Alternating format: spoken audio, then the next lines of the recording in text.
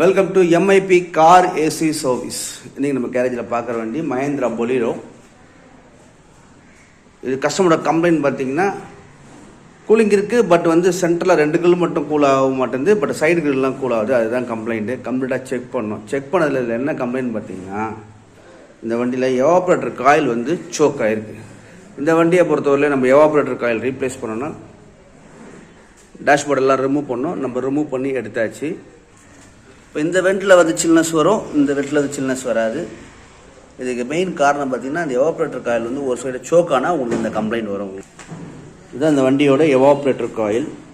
இது கம்ப்ளைண்ட் ஆகிடுச்சு, 4 காயில் மட்டும் சோக் ஆகிடுச்சுன்னா உங்களுக்கு 2 கில் கூலிங் வரும், 2 கில் கூலிங் வரும். இதுதான் கம்ப்ளைண்ட். இந்த கம்ப்ளைண்ட்டுக்கு நம்ம என்ன பண்ணோம் பார்த்தீங்கன்னா, இதுக்கு புதுசாக நம்ம எவாப்ரேட்டர் காயிலும் எக்ஸ்பென்சிவ்லாம் மாற்றிட்டா இந்த கம்ப்ளைண்ட் உங்களுக்கு அரெஸ்ட் ஆகிடும்.